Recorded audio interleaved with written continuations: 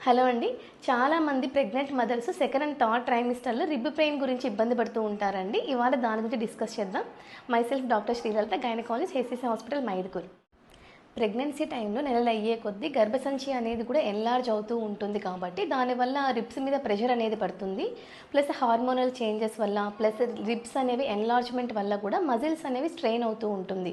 So ఇవే కాకుండా baby position వల్ల, ప్లస్ బేబీ కిక్స్ వల్ల కూడా మనకు ఒక్కొక్కసారి రిబ్ పెయిన్ అనేది వస్తూ ఉంటుందండి. మోస్ట్లీ ఏమి అంటే అబ్నార్మల్ పాస్చర్ వల్ల, అంటే స్ట్రైట్గా కూర్చోకుండా కాస్త ముందుకు వంగి కూర్చోవడం వల్ల కూడా మనకు అక్కడ ప్రెషర్ అనేది ఫీల్ అయ్యి రిబ్ పెయిన్ అనేది ఎక్కువగా వస్తూ ఉంటుంది. సో వీటికి మనం ఏం చేయాలి అంటే, మీరు పాస్చర్ అనేది చేంజ్ చేయడం, అంటే సిట్టింగ్ అనేది స్ట్రెయిట్‌గా ఉండడము, ఏదైనా ప్రెగ్నెన్సీ పిల్లో సపోర్ట్ తీసుకోవడం వల్ల గానీ, మైల్డ్ స్ట్రెచింగ్ ఎక్సర్సైజ్ చేయడం వల్ల, హాట్ ప్యాక్స్ వల్ల రిబ్ పెయిన్ నుంచి రిలీఫ్ ఉంటుందండి. ఒకవేళ రిబ్ పెయిన్ మరీ సివియర్‌గా ఉంది అంటే ఖచ్చితంగా డాక్టర్‌ని కన్సల్ట్ అవ్వండి. Thank you.